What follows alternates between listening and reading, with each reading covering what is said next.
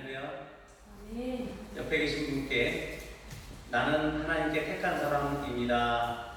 나는 하나님께 하나님께 택한 택한 사람입니다. 사람입니다. 하나님께 택함 받은 사람입니다. 해야 되겠네요. 다시 한번. 나는 하나님께 택함 받은 사람입니다. 나는 하나님께 택한 받은 사람입니다. 아멘. 네. 예. 옛날에 그 왕들이 있었잖아요. 그러면 이 간택이라고 그러죠. 중정이나 아니면 중전이나 이제 첩들을 간택을 한다고 그러잖아요. 수십 명이 있는데 그 중에서 한 명이 딱 간택을 받았다고 하면 그 어마어마한 영광인데 여러분은 그런 분들이에요. 아멘. 아멘. 오늘 어린이주일인데 어린이가 없잖아요. 그래서 찬송은 어린이주일 찬송도 하고 그랬는데 어른들 대상으로 하는 말씀이니까 이해해 주시고 우리 천교주 목사님과 우리 최원숙 사모님이 어린이부 교육부 담당이시기 때문에 곧 부흥할 줄로 믿습니다. 아멘. 너무나 열심히 했어요. 전에 있던 교회에서. 그리고 그 기도와 헌신 때문에 아이들이 많이 부흥했었거든요. 여전히 이제는 이분들의 기도로 어린이부가 급성장할 것이라고 믿습니다. 아멘. 부담인가? 안 부담스럽죠? 예. 얼마나 헌신되어 있는지 제가 이렇게 가감히 말씀을 드려도 될 분들입니다. 오늘 읽었던 이사야서에 등장하는 말씀은요, 네 번의 종의 노래, 이사야서에 보면 네 번의 종의 노래가 있는데 첫 번째로서 여호와의 종 메시아, 곧 예수 그리스도에 대한 등장을 예언하고 있는 글입니다. 그런데 오늘 여기에서 보는 그 특별한 점은 태초에 하나님과 함께 계셨던 그 하나님의 아들이심에도 불구하고 예수님을 내가 택한 사람이라고 기록하고 있는 점이에요. 예. 하나님께서 내가 택했다라고 하는 이 말이에요. 물론 이 택했다는 말은 여러 사람 중에서 가능성이 있는 한 사람을 선택했다는 말은 아닐 거예요. 왜냐하면 인간 중에서는 죄와 흠이 없는 그런 인간이 없기 때문에. 그런데 이미 어떤 것이 예정되었다 이런 말을 사용할 수도 있잖아요. 내가 예정한 사람을 보라 이렇게 표현할 수가 있는데 오늘 말씀을 보면은 왜 이렇게 기록했는지 모르겠어요. 그냥 택했다라고 하는 표현을 사용하고 계시단 말이에요. 그래서 택했다라고 하는 말의 그 원어적인 의미를 좀 봤어요. 오늘 나온 말은 이제 형용사지만 택함이라고 하는 그 선택한이라고 하는 그 형용사지만 원어적으로 이제 선택하다, 결정하다라고 하는 그 동사란 말이죠. 근데 이 말들을 구약에서 어떻게 사용했나 보니까 1차적으로는 예리하게 살피다 이런 뜻으로 나와 있고요. 두 번째로는 이제 잠언에서 나오는 표현인데 바람직한 대상을 묘사하는 데 사용을 했어요. 어떠한 일에 적당하고 바람직하다라고 했을 때 이 동사를 사용했고요. 세 번째로는 특별히 어떻게 선택된 정예부대나 아니면 이 적절한 재료를 묘사할 때 이런 말을 선택했다라고 하는 이 말을 사용했다는 것이죠. 근데 중요한 것은 이 바르라고 하는 이 동사가 언제나 신중하게 잘 생각을 해가지고 그렇게 해서 행한 선택이라는 것이에요. 그 의미를 항상 포함하고 있다는 것에 우리가 주목을 해야 합니다. 어떻게 해요? 신중하게 잘 생각을 해서 선택을 했다는 것이에요. 그리고 또 다른 부분은 이 바르라는 이 말씀 안에는 대부분의 경우에 이 선택을 행하는 주체가 하나님이셨어요. 이해되시죠? 그래서 사람들이 어떤 것을 선택하는 경우도 있지만 뭐 우상을 만들기 위한 나무의 목재를 선택할 때도 이 바르라는 용어를 썼지만 주된 주체는 하나님께서 무언가를 선택할 때 이 바르라는 말을 썼다는 거죠. 또 마지막으로는 하나님의 선택은 이 모든 경우에 선택하는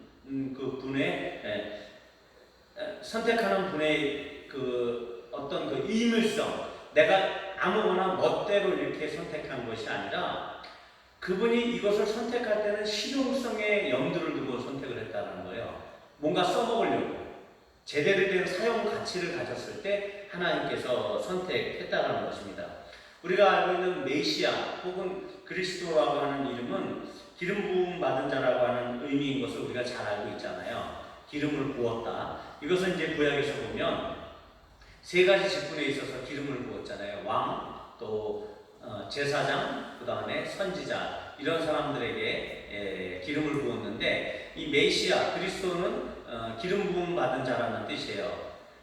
그래서 이 기름 부음 받은 자라는 것은 그 예수님께서 삼중직, 왕으로서, 제사장으로서, 선지자로서의 세 가지 위치를 다 갖고 있는 분인데, 그러므로 우리 주 예수님처럼 자격을 갖추신 분 말고는 모든 인류의 왕으로서, 또한 우리의 죄를 중보할, 하나님께 중보할 대제사장으로서, 또한 하나님의 그 속마음의 그 참뜻을 이해하고 헤아리는 선지자로서 그런 역할을 감당할 자격이 있는 사람은 없다라는 것입니다. 그래서 하나님께서 예수님에 대해서 선택했다. 그 자격이 있고 세밀하고 하나님께서 헤아리셔서 선택한, 그래서 그 자격을 갖출 수 있는 존재는 예수님밖에 없다라는 의미에서 첫 번째 의미를 볼 수가 있는 것입니다. 그래서 첫 번째, 하나님께서 택하셨다는 것의 의미는 하나님의 주권적 선택의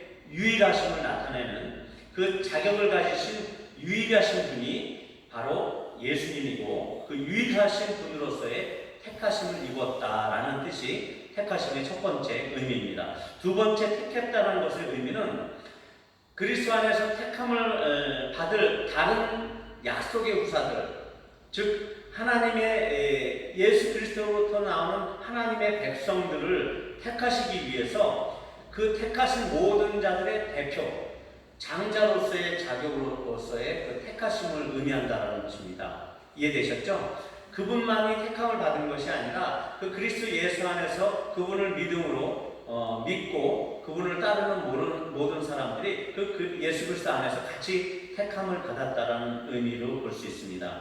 그래서 구원받을 하나님의 후사, 즉 예수님 안에서 다른 상속자들을 택하실 것에 대한 복선으로서 이 택하심이라는 말을 사용하고 계신다는 것일 수도 있다는 것입니다. 그래서 이 후사라는 것은 곧 상속자를 의미하는데요, 하나님의 나라를 그리스도와 함께 다스리고 통치할 후사들을 의미하는 것입니다. 성경 말씀을 좀 띄워주겠어요? 계시록 20장 6절을 한번 보세요. 제가 읽을게. 올라가는 이 말씀들을 한번 보세요. 이 첫째 부활에 참여하는 자들은 복이 있고 거룩하도다. 둘째 사망이 그들을 다스리는 권세가 없고 도리어 그들이 하나님과 그리스도의 제사장이 되어 천년 동안 그리스도와 더불어 왕노릇하리라. 우리가 그리스도와 함께 하나님과 그리스도의 제사장이 되어 그래가지고 예수님과 함께 왕노릇하겠다는 거예요. 다스리겠다는 것이죠. 통치하겠다는 것입니다. 그런 상속자들이란 말이에요, 저희가. 그리고 히브리서 1장 14절에는 모든 천사들은 섬기는 영으로서 구원받을 상속자들을 위하여 섬기라고 보내심이 아니냐. 천사들도 우리를 섬기고 있단 말이에요. 그만큼 우리는 하나님의 특별한 자녀이고 상속자들이라는 것입니다. 히브리서 1장 2절에 보니까 이 모든 날 마지막에는 아들을 통하여 우리에게 말씀하셨으니 이 아들을 만유의 상속자로 세우시고 또 그로 말미암아 모든 세계를 지으셨느니라. 하나님의 상속자가 예수 그리스도고 그 예수 그리스도를 통해서 만유를 우리에게 주신 바 되었기 때문에 그리스도 안에 있는 우리도 같은 상속자이다라는 것입니다.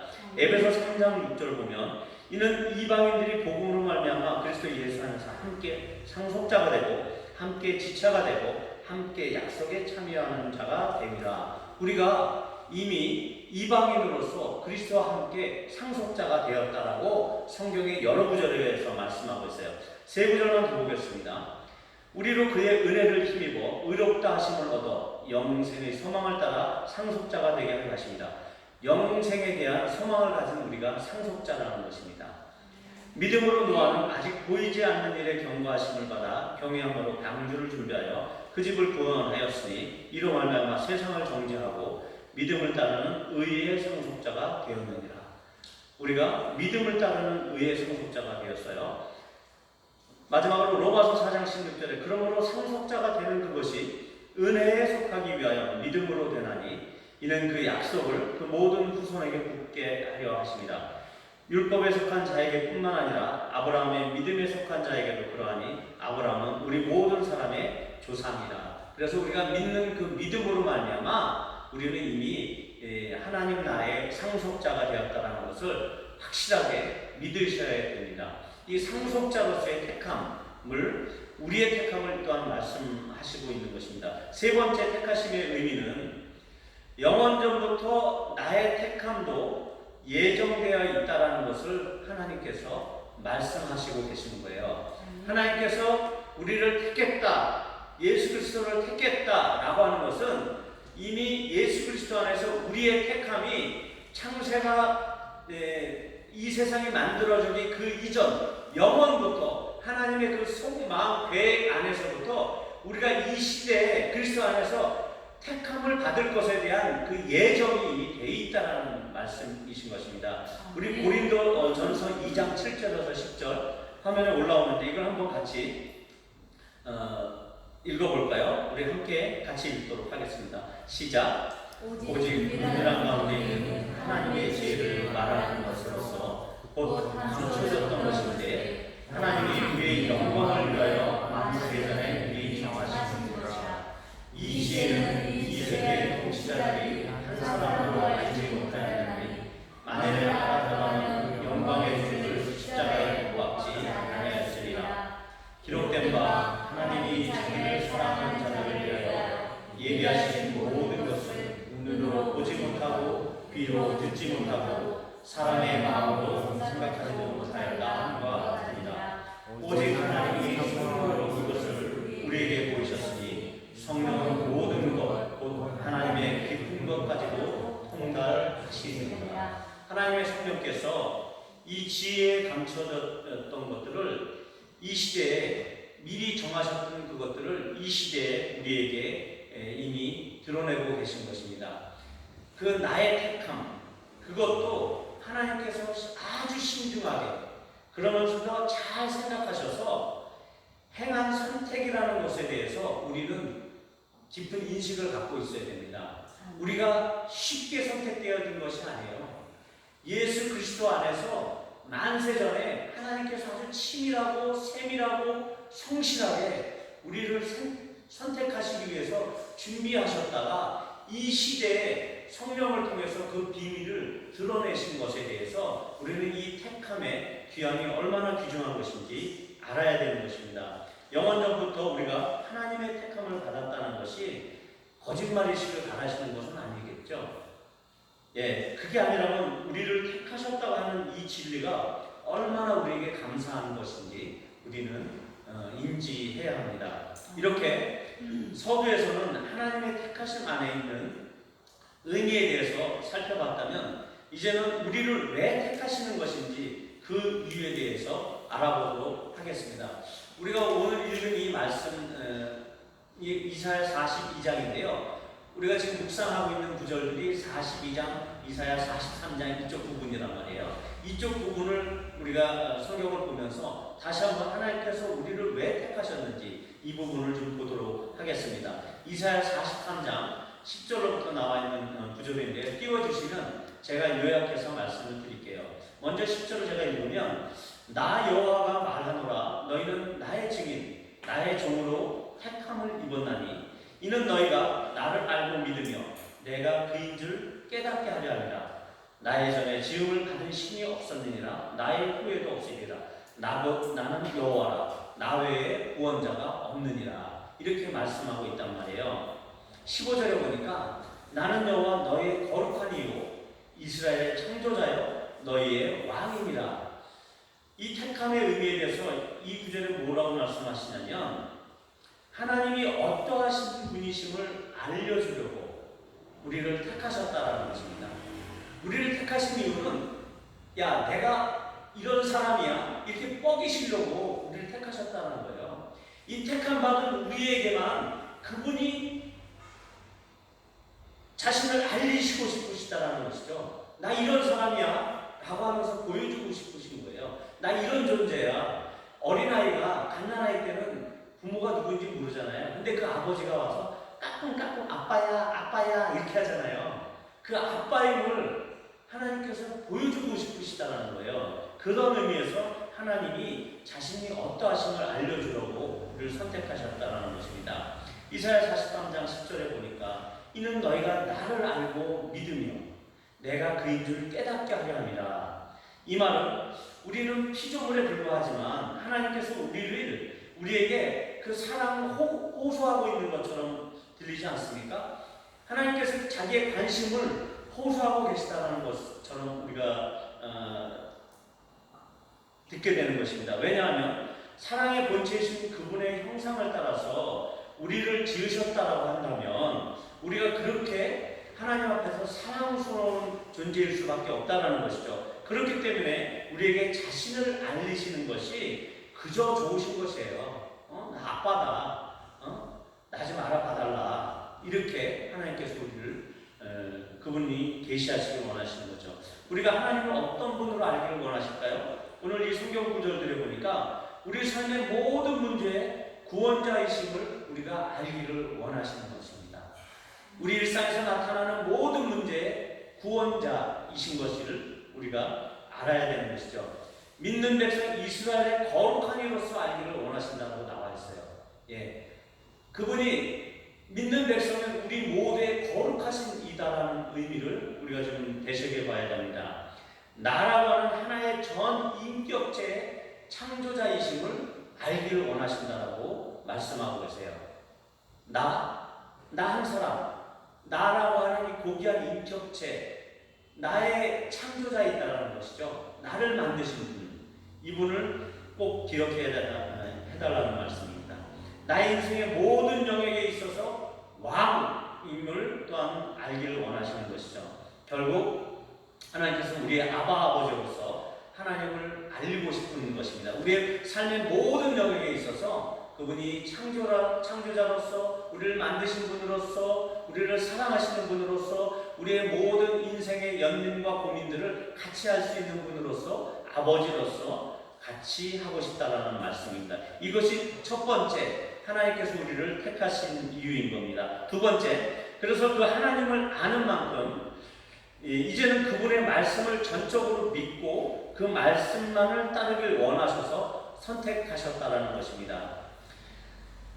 우리를 속이는 존재인 그 마귀의 속임과 마귀가 뿌려놓은 이 세상적 가치 안에서 하나님의 음성만을 듣고 그 음성만 따르도록 우리를 택하셨다는 말씀이에요. 요한복음 10장 27절에 내 양은 내 음성을 들으며 나는 그들을 알며 그들은 나를 따르느니라 이렇게 말씀하고 계시기 때문이죠. 자, 세 번째 나를 택하신 이유는 하나님의 거룩하심을 나타내기 위해서 이스라엘의 거룩하심이 그 거룩하신 하나님을 이 세상 가운데 나타내시도록 우리를 택하셨다라고 표현하고 있습니다. 이사야 43장 24절 25절을 제가 읽어보도록 하겠습니다. 내 죄짐으로 나를 수고롭게 하며 내 죄악으로 나를 괴롭게 하려느니라.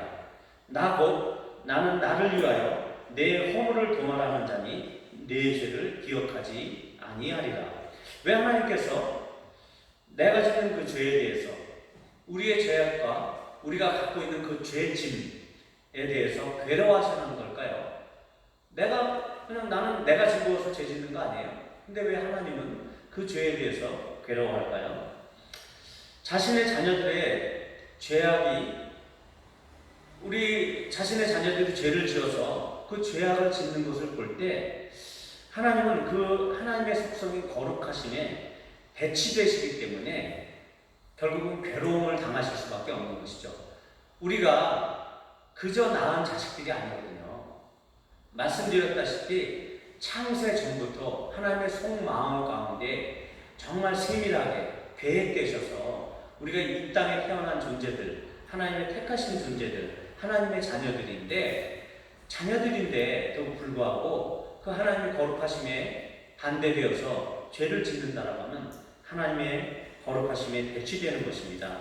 바로 여기에 우리가 거룩하게 살아야 되는 근본적인 이유가 있는 것입니다. 나를 택하신 것이 태초로부터 즉 세상이 창조되기 이전 그 영원전부터 이미 계획된 것이라면 우리의 앞으로의 우리의 삶을 어떻게 살아야 되겠는지에 대한 그것을 한번 생각을 해봐야 되는 것입니다. 이미 우리가 하나님의 상속자가 되었다는 것은 그분의 거룩하심을 상속받았다는 것입니다. 내가 하나님의 상속자라서 택함을 받은 어떤 양자로서 그 양자라고 한다면 이제 더 이상 이 세상에 혼잡하고 오염된 그 문화를 즐기면서 하나님의 상속자로 살 수는 없는 것입니다.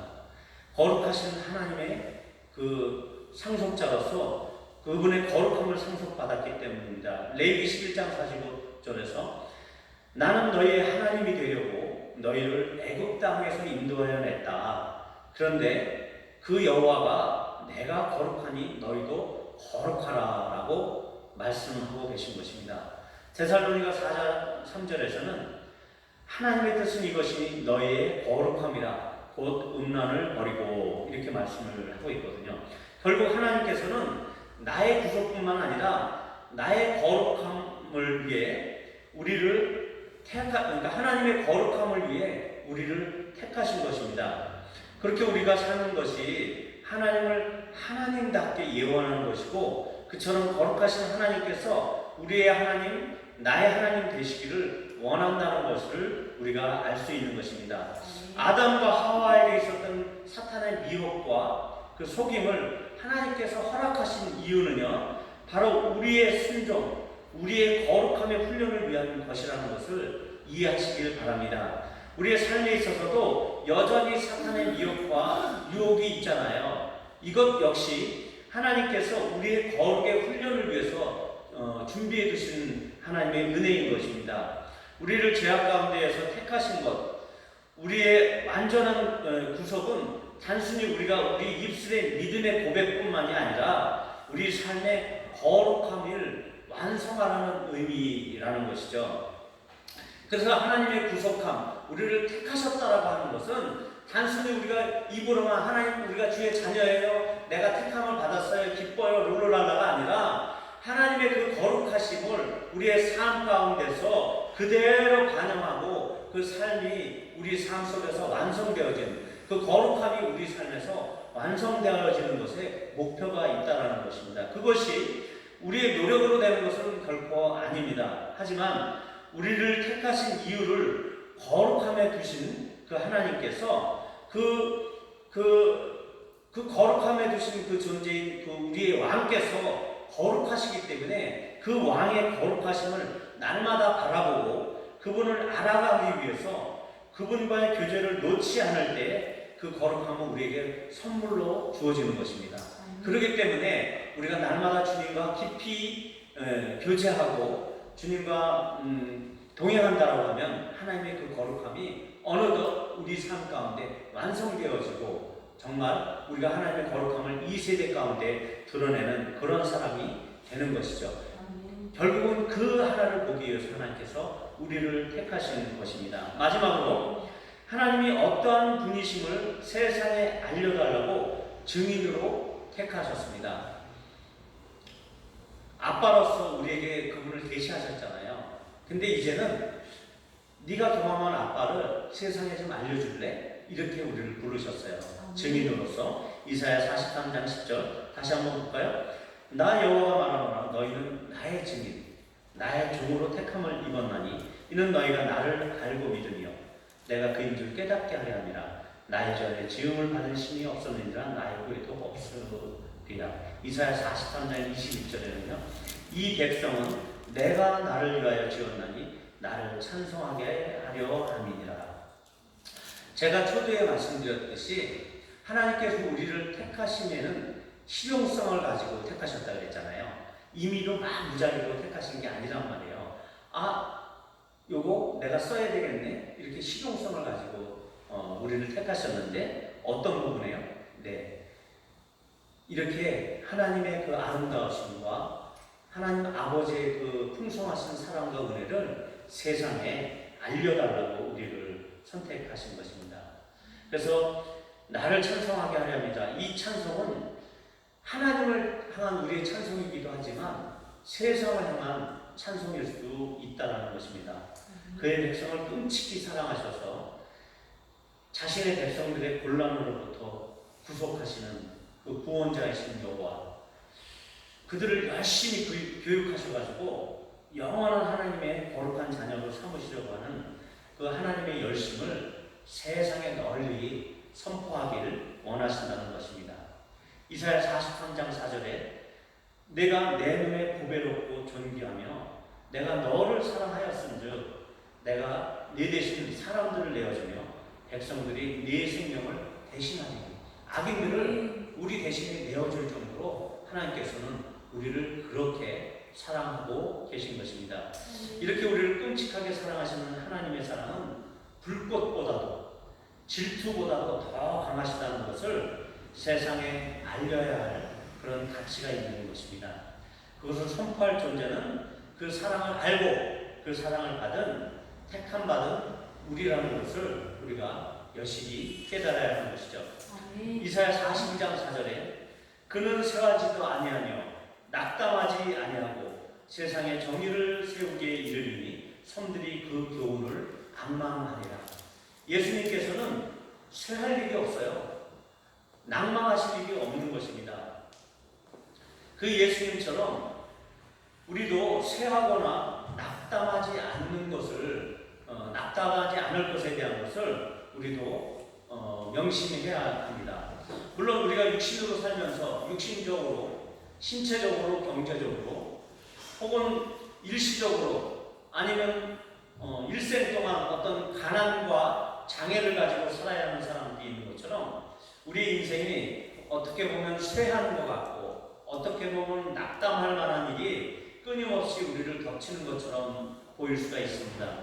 하지만 우리는 그리스도의 부활과 같이 우리도 부활할 것이기 때문에 더 이상 쇠할 것 때문에 또한 실패할 것 때문에 두려워할 필요가 없다는 것입니다. 그것 때문에 낙담할 필요가 없습니다. 어떤 목사님들은 이 생에서는 고난이 우리의 먹거리다 이런 식으로 설명하시는 분들이 있어요. 그 말씀도 맞는 일면에 맞는 말이기도 하지만 저는 그 말씀을 거부합니다. 각 사람의 모양과 성품을 따라서 각각 은사를 주시는 그 하나님을 어떻게 보면 폄하해서 말씀하시는 걸 수도 있다는 것이죠. 저는 나의 풍성함으로 많은 사람들에게 나눠주는 삶을 먹거리로 선택하고 싶습니다. 그러나 이것이 하나님의 부르심을 따라 가능하다면 가능한 것이죠. 부한자로서 우리를 세우셨다라고 하면 열심히 나눠주는 삶을 살아야 하는 것이고, 혹시 우리를 천한자로서 옛날 그 로마 시대의 그 노예들처럼 천한자로서 우리를 부르셨다면 그 상황에서도 지극히 높고 거룩하신 그분을 모시고 그분에게 선택받은 사람으로서 고고한 신앙을 이 세상에 나타나면서 살 수 있다는 것입니다. 그렇기 때문에 부하든 가난하든 하나님 앞에서 우리는 똑같은 존재로서 하나님 앞에서 택함받은 존재로서 더 이상 낙담할 필요가 없이 하나님의 존귀한 자로 살아갈 수 있는 것이죠. 빌립보서 4장 12절에 보니까 나는 비천에 처할 줄도 알고 풍부에 처할 줄도 알아 모든 일 곧 배부름과 배고픔과 풍부와 궁핍에도 처할 줄 아는 일체의 비결을 배웠노라. 풍부에 처할 줄도 알고 비천에 처할 줄도 아는 것이 그리스도 안에서 우리 교육의 목표입니다. 그저 택함받은 존재 그것 자체로 얼마나 우리가 존귀한 자들인지를 우리는 다시 한번 생각해 봐야 됩니다. 그 고귀함 앞에, 택함받았다라는 그 존귀함 앞에 그 어떤 부나 그 어떤 지식이나 그 어떤 지혜나 그 어떤 가난이나 그 어떤 비참함이나 그 어떤 조건들이 더해질 수 있다는 것이 그게 가능한 일입니까? 전혀 불가능한 일입니다. 우리가 하나님으로부터 택함받았다는 이 존귀함에 더 이상 어떤 것도 더해질 수 없는 것입니다. 우리를 택하셨다고 하는 것만큼 하나님의 계획과 역사 안에서 그보다 더 완벽하고 더 아름답고 더 영광스러운 일은 없는 것입니다. 그렇기 때문에 우리 주님 예수 그리스도의 십자가의 순종은 찬란하게 빛나는 것입니다. 우리를 택하심의 그 비밀은 그리스도의 십자가 안에서 그 십자가 안에서만이 풀어질 수 있는 비밀인 것입니다. 이것이 얼마나 감사해야 될 것인지 여러분들이 묵상해 보시기 바랍니다. 아멘. 로마서 8장 17절에 자녀의 명 또한 상속자 곧 하나님의 상속자여 그리스도와 함께하는 상속자니 우리가 그와 함께 영광을 받기 위하여 고난도 함께 받아야 할 것입니다. 그렇기 때문에 우리는 고난도 받을 수 있는 것입니다. 영원한 하나님의 나라와 거룩함을 상속받은 우리가 고난을 두려워할 수 있겠습니까? 고난 두려울 것이 안 됩니다. 이미 존귀한 그것, 우리가 택함 받았다는 그것을 우리가 담지하고 있기 때문에 우리 속에 담고 있는 그 고귀함 때문에 우리는 고난에 대해서도 우리가 마다할 이유가 없습니다. 고난이 오면 그것이 우리에게 감사한 것이 되는 것이죠. 하지만 우리 가운데 아직도 이 세상의 것이 매력적인 분들이 혹시 계십니까? 이 세상의 것, 먹고 마시고 사고 팔고 적당한 오락과 취미를 즐기는 그런 즐거움이 삶의 대부분이 되시는 분들이 혹시 계시는지 모르겠어요. 대부분의 시간 사용이 이 세상의 것들 뿐이라면 하나님의 거룩함을 나타내는 삶의 시간들은 언제입니까? 오직 우리는 주의 말씀과 기도로 거룩하여진다는 것을 기억해야 합니다. 다시 한번 우리가 기억합시다. 우리도 영원전부터 그리스도 안에서 그리스도와 함께 하나님의 선택을 받은 기름 부음을 받은 거룩한 자이라는 것을 우리가 기억을 해야 합니다. 아멘. 하나님의 신중하고 잘 선택된 그 결정에 의해서 우리가 택함을 받았다는 것을 기억을 해야 합니다. 아멘. 그래서 성경은 우리를 거룩한 나라요 아멘. 왕같은 제사장이라고 부르고 있는 것입니다. 아멘. 데살로니가 4장 7절 8절에서 하나님은 우리를 부르심은 부정하게 하심이 아니요 거룩하게 하심이니 그러므로 저버리는 자는 하나님을 저버림이 아니고 너희에게 그의 성령을 주신 하나님을 저버린다 이렇게 말씀하고 계십니다. 우리에게 오신 성령님은 어떤 분이시죠? 하나님 본인이시거든요. 누구든지 성령이 아닌 것은 그리스도를 주라고 고백할 수 없다고 얘기했습니다. 예수님께서 육신으로 오신 하나님이신 것처럼 이제는 성령으로 우리와 함께 하신 하나님이시거든요. 그래서 우리가 예수님을 주라고 고백한다라고 하는 것은 이미 우리 안에 성령께서 와 계시다라는 것이에요. 그렇기 때문에 여러분이 참으로 예수님을 인생의 주님으로 고백하고 있다면 정녕 그 성령님이 그 속에서 안 계신 것처럼 행동하면 안 된다는 것입니다. 그래서 성령님을 저버리는 삶처럼 우리가 그렇게 거룩하지 않은 삶을 그렇게 멋대로 살면 안 된다는 것을 말씀하고 계신 것입니다. 마지막으로 말씀을 맺겠습니다. 이사야 42장 8절 나는 여호와이니 이는 내 이름이라 나는 내 영광을 다른 자에게 내 찬송을 우상에게 주지 아니하리라 이 말씀을 하고 계세요. 우리는 하나님의 영광을 감지한 자이고 그리스도 예수 안에서 그리스도 예수의 영광이 우리 속에 있는 사람들입니다. 그렇기 때문에 우리는 그 어떤 존재에게도 우리의 영광을 뺏겨서는 되지 않냐고 우리의 거룩함을 뺏기면 안 되는 것입니다. 이 한 주간에도 우리를 택하신 그 아버지의 영광을 아버지의 택하심에 죽기까지 순종한 그 주님의 그 영광을 또한 지금도 영으로 오셔서 우리 가운데 계시는 성령님의 영광을 그 어떤 다른 존재에게도 뺏기지 않기를 함께 기도하면서 분투하는 한 주간이 되시길 소망합니다. 함께 기도하시겠습니다. 그래서 그 하나님의 영광, 우리 주 예수 그리스도의 영광, 성령님의 영광이 이 한 주간에 우리의 삶 가운데 충만하도록 우리 함께 잠시 기도하도록 하겠습니다. 기도하시겠습니다. 사랑하는 아버지 감사합니다. 오늘도 우리에게 주님의 영광 가운데 살 수 있는 특권을 주시니 감사합니다. 이것이 하나님의 엄밀한 계획 가운데 창세전에 하나님의 깊은 속 가운데서 하나님 우리를 향한 계획이심에 감사합니다.